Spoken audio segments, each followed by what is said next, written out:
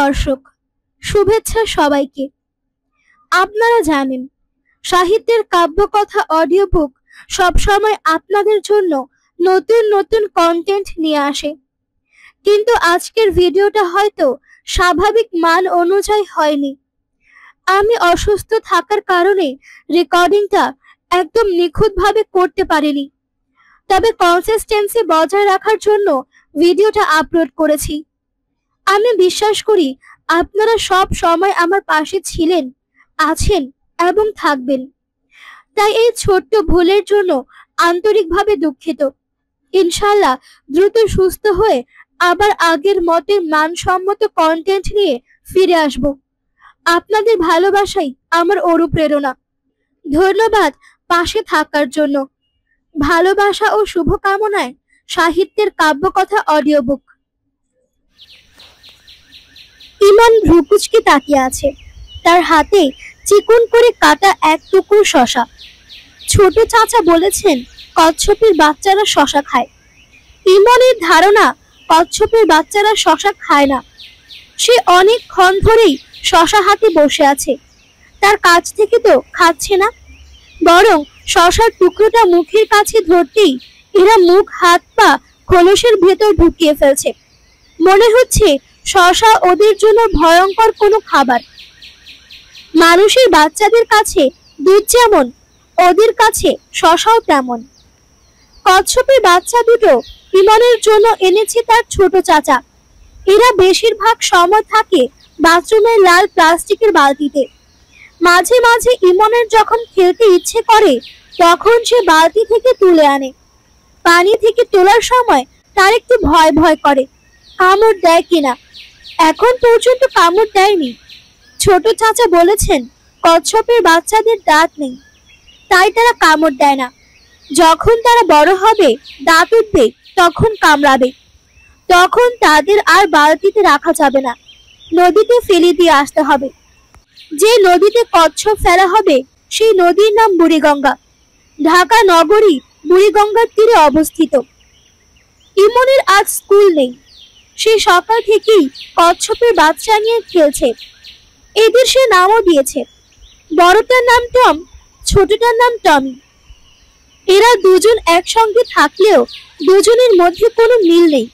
শুকনা ছেড়ে দেওয়া মাত্র দুজন দুদিকে হাঁটতে থাকে।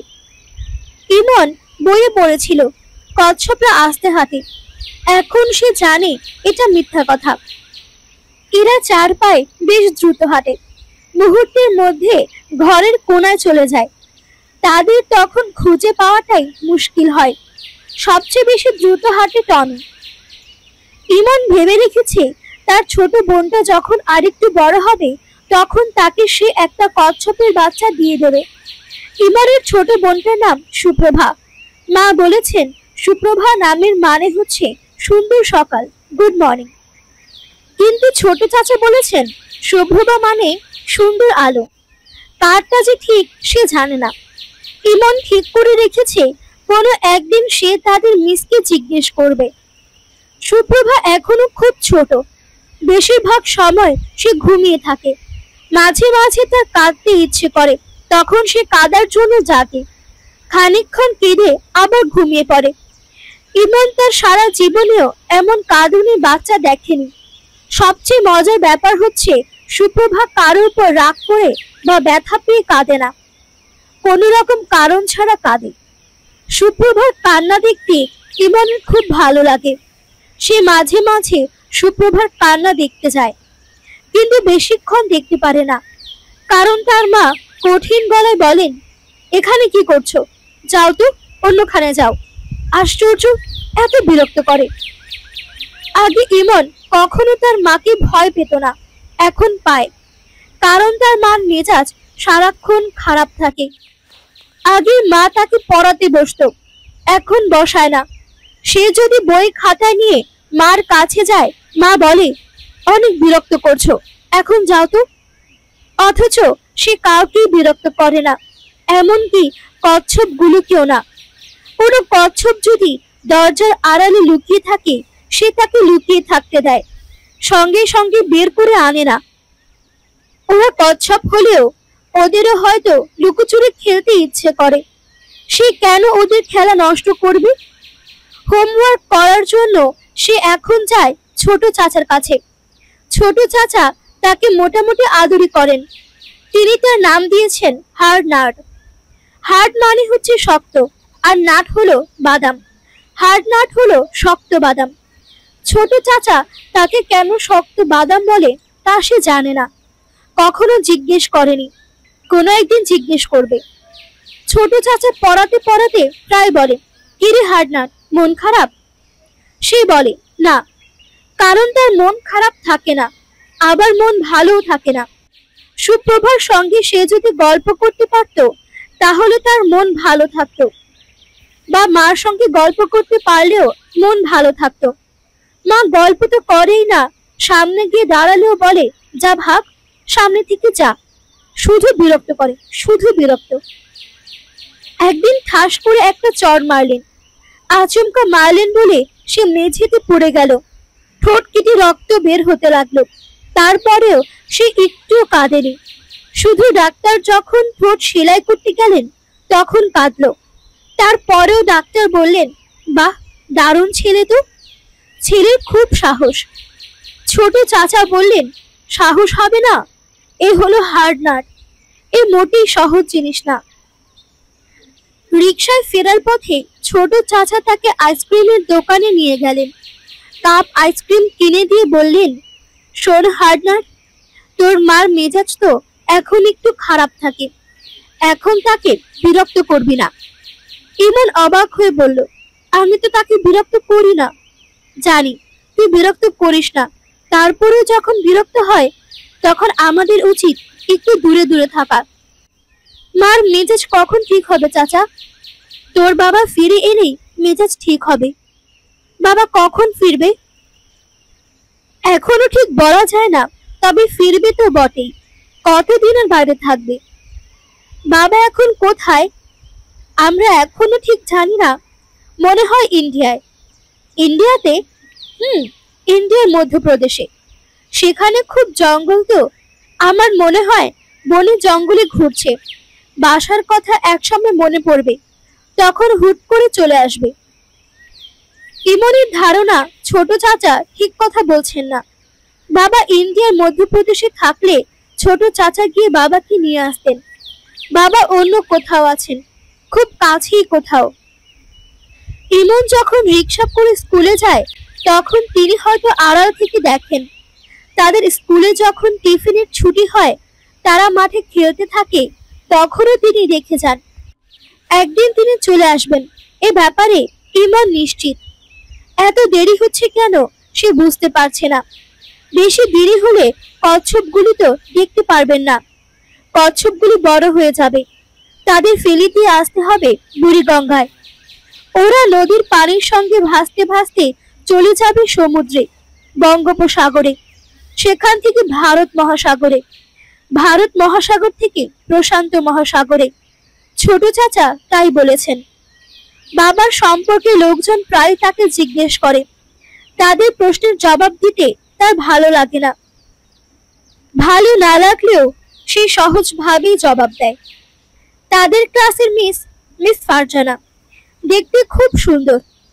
একদিন টিফিন টাইমে তাকে ডেকে নিয়ে জিজ্ঞেস করলেন, ইমন, তোমার বাবা নাকি তোমাদের ছেড়ে চলে গেছেন? ইমন বলল, উনি বেড়াতে গেছেন। বেড়াতে গেছেন? কোথায় বেড়াতে গেছেন? ইন্ডিয়াতে, মধ্যপ্রদেশে। মিস ফিক করে হেসে ফেলে বললেন, মধ্যপ্রদেশে? এত জায়গা থাকতে মধ্যপ্রদেশে কেন? মধ্যপ্রদেশ অনেক বড় বড় জঙ্গল আছে, বাবা জঙ্গল দেখতে গেছেন। ও আচ্ছা, খুব ভালো কথা। উনি কি তোমার মার সঙ্গে রাগ করে চলে গেছেন? জি না, বাবা কারোর সঙ্গে রাগ করে না। তোমার মা, তিনি রাগ করেন? জি করেন। কার সঙ্গে রাগ করেন? বুয়ার সঙ্গে করেন, ছোট চাচার সঙ্গে করেন। মা রোগা তো, এই জন্য মার অনেক রাগ। রোগা মানুষদের খুব রাগ থাকে। রোগা মানুষদের খুব রাগ থাকে, এটা কে বলল? ছোট চাচা বলেছেন। উনিও রোগা, এই জন্য ওনারও খুব রাগ। আচ্ছা ঠিক আছে, তুমি যাও। ইমন মায়ের রাগের জন্য খুব ভয় ভয় থাকে। টিভিতে কার্টুন দেখার সময় সাউন্ড খুব কমিয়ে দেয়। মা খুব যখন হইচই করতে থাকেন তখন সে টিভির সাউন্ড পুরোপুরি অফ করে দেয়। সাউন্ড ছাড়া কার্টুন দেখতে তার খারাপ লাগে না। সাউন্ডগুলো ভেবে নেয় কোন দৃশ্যে কিরকম সাউন্ড হবে সে এখন মোটামুটি জানে। মা যখন অন্যদের উপর রাগ করে তখন ইমনের তেমন খারাপ লাগে না, কিন্তু যখন সুপ্রভার উপর রাগ করেন তখন খুব খারাপ লাগে, কাঁদতে ইচ্ছে করে। সুপ্রভার উপর মা প্রায় রাগ করেন। সুপ্রভা কেঁদে গলা ফাটিয়ে ফেলেছে। মা ফিরে তাকাচ্ছেন না। বুয়া এসে যদি বলে আপু কাঁদতেছে, তখন মা তীব্র গলায় বলেন, কাছে কাঁদুক, তুমি তোমার কাজ করো। কাজ ফিরে চলে এসেছো কেন? ছোট চাচা এক সময় উঠে এসে বলেন, ভাবি বাচ্চাটার কি হয়েছে? মা তখন বিরক্ত গলায় বলেন, জানি না কি হয়েছে, ওর মনের খবর আমি জানবো কিভাবে? কাঁদতে কাঁদতে তো গলা ভেঙে ফেলেছে, গলা ভেঙে মরুক। ভাবি এসব কি বলছেন? আমার মনে যা আসছে তাই বলছি। তোমাদের অসুবিধা হচ্ছে? হ্যাঁ অসুবিধা হচ্ছে। বাচ্চাটা পেটের ক্ষুধায় কাঁদছে, আপনি ফিরে তাকাচ্ছেন না, এটা কেমন কথা? তুমি এমন চোখ মুখ শক্ত করে কথা কেন বলছো? তোমার ভাই তো কখনো মুখ শক্ত করে এমন ভাবে কথা বলেনি। চোখ মুখ শক্ত করে কথা বলার জন্য আমি সরি। ভাবি শুনুন, ফর গড সেক স্বাভাবিকভাবে বাঁচার চেষ্টা করুন। স্বাভাবিকভাবে বাঁচার চেষ্টা করার মতো অবস্থা কি আমার আছে? ভাইজানের জন্য কষ্ট শুধু আপনি একা পাচ্ছেন না, আর কেউ পাচ্ছে না, এটা আপনি কি করে ভাবছেন? কষ্ট পাচ্ছেন ভালো কথা, কিন্তু একটা দুধের শিশুকে কষ্ট দিবেন কেন? তার অপরাধটা কোথায়? খবরদার তুমি আমার সঙ্গে চোখ লাল করে কথা বলবে না। ভাবি আমি চোখ লাল করে কথা বলছি না, আমি আপনার কাছে হাত জোড় করছি, ওকে দুধ খেতে দিন। নাটক করবে না, নাটক আমার একদম ভালো লাগে না। একে তোমরা নিয়ে যাও, কোথাও পালক দিয়ে দাও। আচ্ছা ঠিক আছে ভাবি, তাই করব। আপাতত আপনি ওকে সামলান। এই পর্যায়ে মা সুপ্রভাকে কোলে নিল। সঙ্গে সঙ্গে তার কান্না থেমে যায়। তখন কান্না পেয়ে যায় ইমনের। সে ছোট চাচার ঘরে ঢুকে কাঁদতে শুরু করে। ছোট চাচা গম্ভীর গলায় বলেন, ইমন তোকে কেউ মেরেছে? ইমন ফোপাতে ফোপাতে বলে, না মারেনি। তোকে কেউ বকা দিয়েছে? না। তাহলে কাঁদছিস কেন? জানি না। পুরুষ মানুষ কি কাঁদতে পারে? না। ফোঁসফোঁস করতে পারে? না। হেঁচকি তুলতে পারে? না। তুই তো একই সঙ্গে কাঁদছিস, ফোঁসফোঁস করছিস এবং হেঁচকি তুলছিস, তিনটা নিষিদ্ধ জিনিস করছিস। চোখ মুছে কচ্ছপ নিয়ে আয়, একটা মজা দেখাবো। কি মজা? আগে নিয়ে আয়, তারপর দেখবি। ইমন কচ্ছপ নিয়ে এলো। ফিরোজ কচ্ছপ দুটো উল্টা করে মেঝেতে রেখে দিল। এরা খোলসের ভেতর থেকে মাথা এবং পা বের করে সোজা হবার চেষ্টা করছে, কিন্তু পারছে না। ফিরোজ হৃষ্ট চিত্তে বলল, এই হচ্ছে মজা। কি মজা? যত চেষ্টাই করুক এরা এখন আর সোজা হতে পারবে না। ছটফট করবে কিন্তু পারবে না। বাইরের কোনো সাহায্য লাগবে। তুই বা আমি যদি সোজা করে দিই তাহলেই সোজা হতে পারবে। মজাটা এখানেই। মানুষেরও মাঝে মাঝে কচ্ছপের মতো অবস্থা হয়। মানুষ উল্টে যায়, ঠিক হবার জন্য ছটফট করতে থাকে, ঠিক হতে পারে না। বাইরের সাহায্য ছাড়া ঠিক হওয়া তখন সম্ভব না। তোর মার এখন এই অবস্থা চলছে, সে উল্টে গেছে, ঠিক হবার জন্য ছটফট করছে কিন্তু পারছে না। কাজেই তোর মার উপর রাগ করেও কোনো লাভ নেই। মায়ের উপর তো রাগ নেই তো? না নেই। Very good. আরেকটা কথা বলি, যদি কোনো কারণে খুব মন খারাপ হয় তখন কচ্ছপ উল্টে দিয়ে ওদের দিকে তাকিয়ে থাকবি, তখন দেখবি মন ভালো হয়ে যাচ্ছে। কেন কেন কেন করবি না? চর খাবি। আচ্ছা করব না। আজ ইমনের মন সামান্য খারাপ, বেশি না সামান্য। এই সামান্য মন খারাপ নিয়ে কচ্ছপ উল্টানো যায় না বলে সে উল্টাচ্ছে না। শশার টুকরা কেটে খেতে দিচ্ছে। এরা খাচ্ছে না, হাতে ধরে থাকলে এরা খায় না, কিন্তু পানিতে ছেড়ে দিলে মুখ বের করে কুটকুট করে খায়। ইমন, এদিকে শুনে যাও। ইমনের বুক ধক করে উঠল। আগে মা ডাকলে আনন্দ লাগতো, এখন মা ডাকলে বুক ধক করে ওঠে। ইমন কচ্ছপ দুটো বালতিতে রেখে মার ঘরের দরজা ধরে দাঁড়ালো। মা সুপ্রভার গায়ে তেল মালিশ করে দিচ্ছেন। তিনি চোখ সরু করে তাকালেন। ইমনের বুক শিরশির করতে লাগলো। দরজা ধরে দাঁড়িয়ে আছো কেন? কাছে আসো। ইমন ঘরে ঢুকলো। হাত ভেজা কেন? আবার কচ্ছপ নিয়ে ঘাটাঘাটি করছিলে? হাত ধুয়ে এসেছো? হ্যাঁ। সাবান দিয়ে হাত ধুয়েছো? ইমন সাবান দিয়ে হাত ধোয়নি, তারপরেও ভয়ে ভয়ে হ্যাঁ সূচক মাথা নাড়ল। সে জানে এই মিথ্যা মাথা নাড়ার জন্য তার বা কাঁধের ফেরেশতা 5টা বধি লিখেছে। ফেরেশতার নাম কিরামান কাতেবিন। তার কাজ মানুষের খারাপ কাজগুলো লেখা এবং কোন খারাপ কাজের জন্য কয়টা বধি হয়েছে তার হিসাব রাখা। দাদি যান তাকে বলেছেন, দেখি হাত কাছে আনো, সাবানের গন্ধ আছে কিনা দেখি। ইমন হাত এগিয়ে দিল। মা গন্ধ শুকলেন। মনে হলো তিনি সাবানের গন্ধ পেয়েছেন, কারণ কিছু বললেন না। সাবানের গন্ধ পাওয়ার কথা না, সে হাতে সাবান মাখেনি। কচ্ছপ ঘাটাঘাটি করেছে। মনে হয় কচ্ছপের গায়ে সাবানের গন্ধ আছে।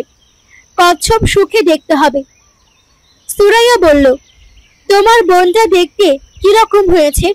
কার মতো হয়েছে? ইমন ভয়ে ভয়ে বলল, ছোট বাচ্চাদের মতো হয়েছে। বোকার মতো কথা বলছো কেন? ছোট বাচ্চা তো ছোট বাচ্চার মতোই হবে, বুড়োদের মতো হবে নাকি? দেখতে কার মতো হয়েছে? তোমার মতো না আমার মতো নাকি তোমার বাবার মতো? জানি না মা। জানবে না কেন? দেখতে হয়েছে অবিকল তোমার বাবার মতো। তোমার বাবার নাক অনেকটা চাপা। এই দেখো, ওর নাকও চাপা। চাপা না? ইমন বুঝতে পারছে না নাক চাপা কি না। তার কাছে তো নাকটা সুন্দরী লাগছে। তারপরে বলল, সুরাইয়া ছোট নিঃশ্বাস ফেলে বলল, এখন তোমাকে আমি কি বলবো মন দিয়ে শুনবে। আমরা এই বাড়িতে থাকবো না। ইমন ভয় ভয় বলল, কোথায় যাব?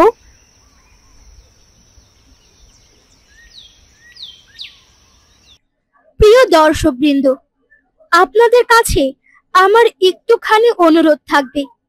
আপনারা অনেকেই আমার ভিডিওগুলো দেখেন, কিন্তু লাইক, কমেন্ট কিংবা সাবস্ক্রাইব করেন না।